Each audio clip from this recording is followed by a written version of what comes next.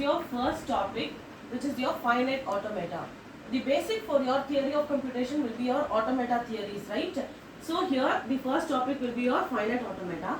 Finite automata is an abstract computing device where we'll be able to compute certain patterns or something which is related to your deep learning or machine learning techniques as well, where it will be related to pattern matching algorithms. Here there is a mathematical model of a system with a direct input. You'll be provided with an input, you'll be provided with an output state, and you'll be provided with a transition function which will be representing your transition from your initial state to the next state. This is called as your transition function with respect to your alphabet, that is your input. The input will be considered as your alphabet. So here the representation will be of three methods. One is your graphical representation, tabular representation, and your formula representation.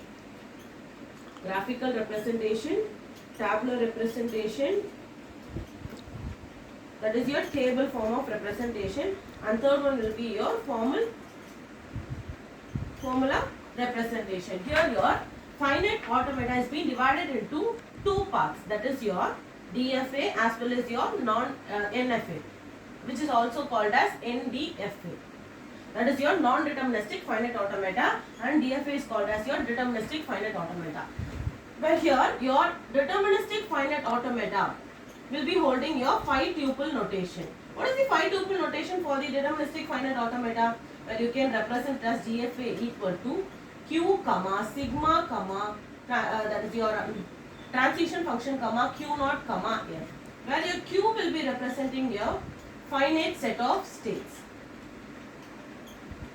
Finite set of states, and your sigma represents your alphabet or your input symbol. And your the transition function. This is the representation of your transition function, and Q naught is your initial state, and F is your final state.